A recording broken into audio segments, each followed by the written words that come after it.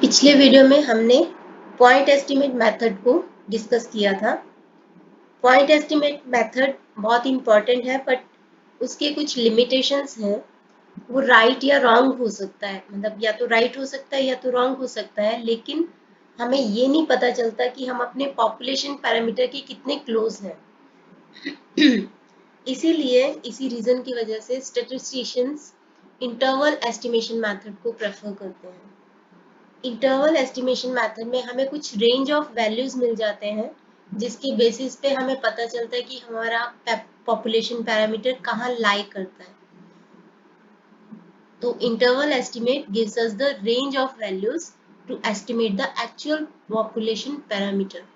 हमने last video में discuss किया था कि सैंपल वैल्यूज को हम सैंपल स्टैटिस्टिक बोलते हैं और population mean, population standard deviation को बोलते हैं पैरामीटर। तो पैरामीटर कहाँ पे लाई करेगा, उसका रेंज ऑफ वैल्यूज हमें इंटरवल एस्टिमेशन मेथड से पता चलता है। जैसे कि ये बेल कर्व है, तो ये लोअर रेंज है, ये अपर रेंज है। तो पॉपुलेशन पैरामीटर हमारा इधर लाई करेगा, इस एरिया के अंदर। तो ये लोअर रेंज का एरिया क्या है और अपर रेंज का एरिया क्या है, ये है डिनोट करता है मार्जिन ऑफ एरर को। हम इसके बारे में बाद में डिस्कस करते हैं। पहले तो कॉन्फिडेंस इंटरवल क्या है। Interval estimate of a population parameter, जैसे कि ये कॉन्फिडेंस इंटरवल है। तो कॉन्फिडेंस इंटरवल का मतलब क्या होता है कि सपोज कि हम 95% से कॉन्फिडेंट हैं कि जो हमारा सैंपल के बेसिस पे जो वैल्यू आई है वो पॉपुलेशन पैरामीटर को ट्रूली रिप्रेजेंट करती है। तो फर्स्ट ऑफ ऑल तो बेल कर्व के नीचे का एरिया 100% या फिर बोलो कि 1 होता है। तो 95% हम कॉन्फिडेंट हैं, मतलब 0.95 के इस इंटरवल में हमारे पॉपुलेशन पैरामीटर की वैल्यू लाई करेगी। और इधर का एरिया और इधर का एरिया कितना होगा, 1, क्योंकि एरिया अंडर द कर्व कितना है 1, तो 1 माइनस 0.95 0.05 एरिया को रिप्रेजेंट करेगा। तो अगर हम 0.05 को 2 से डिवाइड कर दे तो 0.025, तो ये एरिया होगा 0.025 और ये एरिया होगा 0.025, जो कि मार्जिन ऑफ एरर को रिप्रेजेंट करेगा। तो ये 0.95 क्या है, ये कॉन्फिडेंस कोफिशिएंट है। 95% अगर कॉन्फिडेंस इंटरवल है तो 0.95 कॉन्फिडेंस कोफिशिएंट होगा।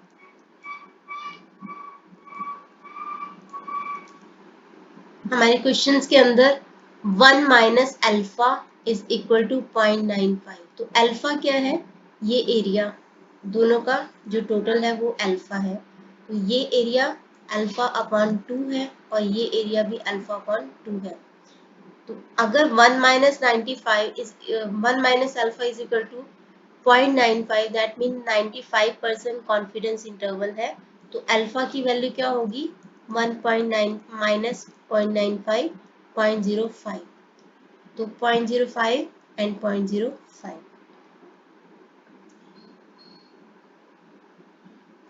तो अभी हम अपने क्वेश्चन शुरू करने के पहले मार्जिन ऑफ एरर, जैसे कि मैंने बताया ये मार्जिन ऑफ एरर है, दोनों साइड्स पे मार्जिन ऑफ एरर है।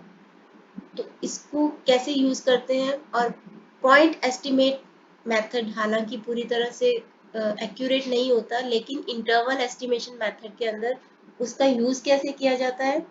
हम दो प्रॉब्लम सॉल्व करते हैं और वहाँ पे मैं आपको बताती हूँ कि z वैल्यूज कैसे देखते हैं z टेबल को यूज करते हुए।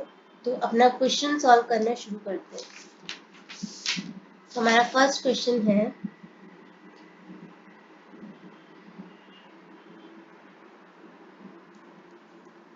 क्वेश्चन है कि a simple random sample of 50 items, तो n is equal to 50 from a population with standard deviation of 6 resulted in a sample mean of 32।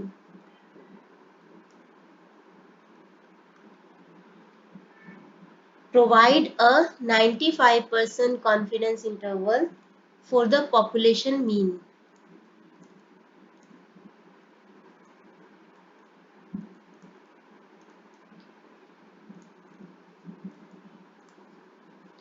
Small N represent करता है सैंपल साइज को जो कि है 50, तो हमने 50 का सैंपल लिया है।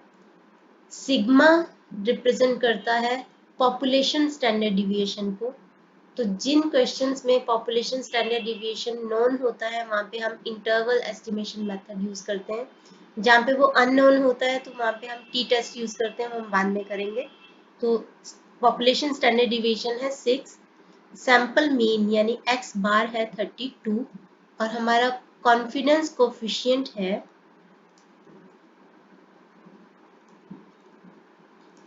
0.95, यानी कि 1 माइनस अल्फा है 0.95, तो अल्फा कितना होगा 0.05, तो अल्फा अपॉन 2 होगा 0.025, यानी अल्फा अपॉन 2। तो कैसे रिप्रेजेंट करेंगे इसको, ये एरिया है 0.95 और ये, और लेफ्ट हैंड साइड पे ये एरिया है 0.025 जो कि मार्जिन ऑफ एरर को रिप्रेजेंट करता है। तो अभी क्वेश्चन में पूछा है कि 95% कॉन्फिडेंस इंटरवल प्रोवाइड करवाना है फॉर पॉपुलेशन मीन, यानी हमें सैंपल मीन के बेसिस पे पॉपुलेशन मीन को कैलकुलेट करना है, लेकिन पॉइंट एस्टिमेट नहीं निकालना, एक रेंज ऑफ वैल्यू निकालना है कि हमें पता चले कि हमारा पॉपुलेशन मीन उन दो वैल्यूज के बीच में लाई करता है, तो हमें वो दो वैल्यूज निकालनी है बेसिकली। तो उसका फॉर्मूला क्या है, फॉर्मूला है x बार हमें पता है कि दिया है, मार्जिन ऑफ एरर कैसे कैलकुलेट करेंगे, मार्जिन ऑफ एरर यानी E का फॉर्मूला होता है z alpha upon 2 into standard deviation upon root of n। तो अभी हमें क्या क्या पता है, अल्फा अपॉन 2 की वैल्यू क्या है 0.025, स्टैंडर्ड डिविएशन की 6 अपॉन रूट ऑफ 50, तो हमें z ऑफ 0.025, ये z स्कोर निकालना है, एरिया है 0.025, तो ये निकालना मैं आपको z टेबल से सिखाती हूँ। मैंने एक एक्सट्रैक्ट लिया है z टेबल से क्योंकि पूरा उसको लिखना पॉसिबल नहीं हो पाता, तो वो मैं आपको दिखाती हूँ कि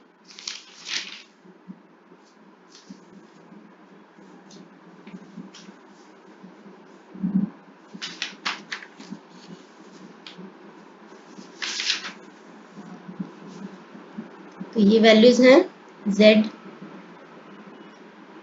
0.00, 0.01, 0.02, 0.03, 0.04, 0.05, 0.06, 7,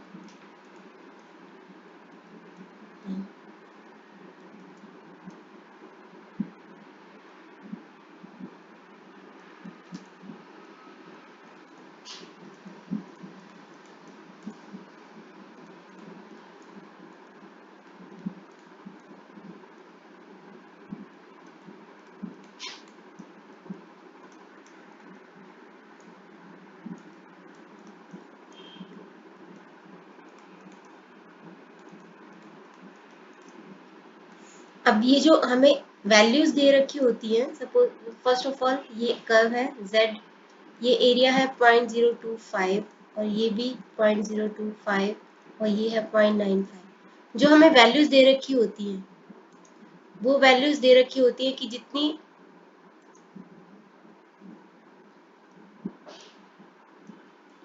कि जो ये वैल्यू है, हमें ये वैल्यू के ऊपर z की वैल्यू फाइंड आउट करनी है corresponding to the left side of this value, यानी कि 0.95 प्लस 0.025, जो ये वैल्यूज दे रखी हैं, जो भी हमें z की वैल्यू जहाँ पे फाइंड आउट करनी है उसकी लेफ्ट हैंड साइड को दे रखी होती है। तो सपोज हमें 0.025 फाइंड आउट करना है, तो हमें पता है कि ये 0.95 का एरिया है बीच का इंटरवल्स, और ये एरिया है 0.025, तो ये एरिया हो गया 0.975। तो क्योंकि ये वैल्यूज कॉरेस्पॉन्ड करती है इस एरिया को जो कि under the curve to the left of the value Z value दे रखा होता है, तो हमें 0.9750 फाइंड आउट करनी है। अब हमें इसकी कॉरेस्पॉन्डिंग रो देखनी है और उसका कॉरेस्पॉन्डिंग कॉलम देखना है। तो हमारी कॉरेस्पॉन्डिंग रो क्या है 1.9 और कॉरेस्पॉन्डिंग कॉलम क्या है 0.06। तो 1.96 यानी कि z की 1.96 वैल्यू पे ये वाला एरिया इधर को राइट हैंड साइड को होगा। ओके, तो z की वैल्यू आएगी 1.96। तो हम इस वैल्यू को सब्स्टिट्यूट करते हैं अपने इस फॉर्मूला में। फॉर्मूला क्या था मार्जिन ऑफ एरर का, वहां पे हम इसको पुट करते हैं z अल्फा अपॉन 2 की बजाय हम पुट करेंगे 1.96 इंटू स्टैंडर्ड डिविएशन क्या था 6 अपॉन 50। तो इस वैल्यू को पुट करके हम अपना मार्जिन ऑफ एरर कैलकुलेट कर सकते हैं।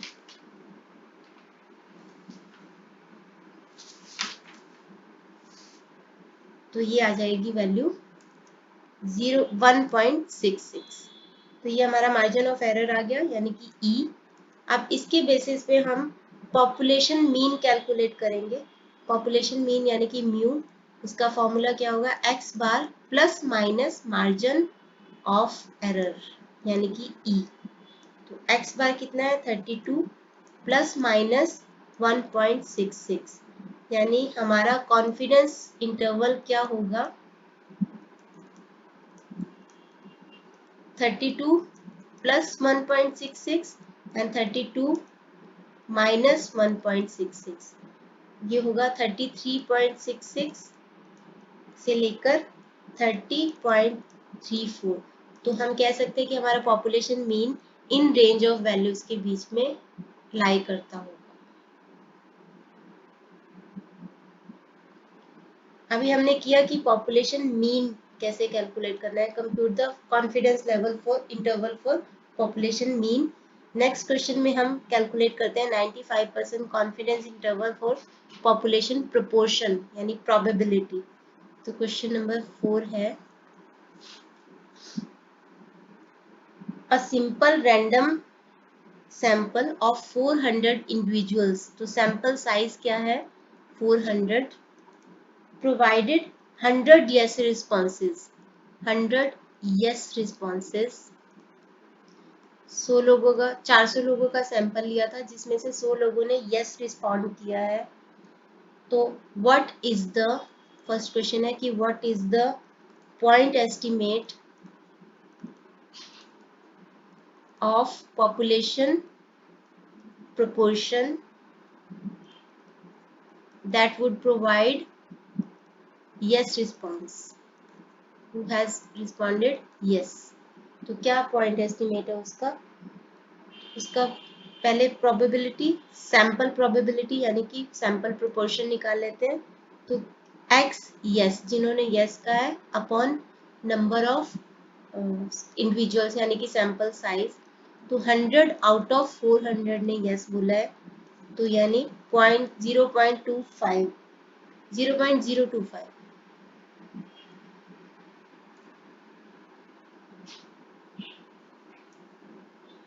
जस्ट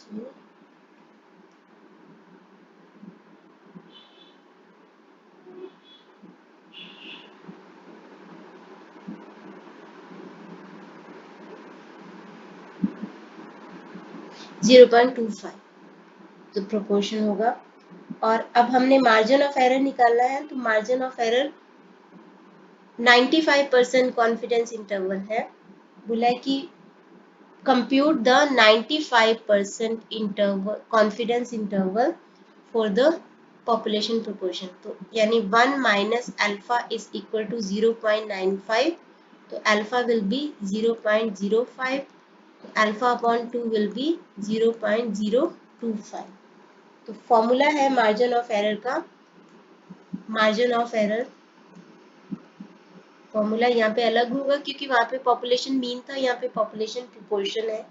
तो z alpha upon 2 square root of P bar 1 minus P bar upon N.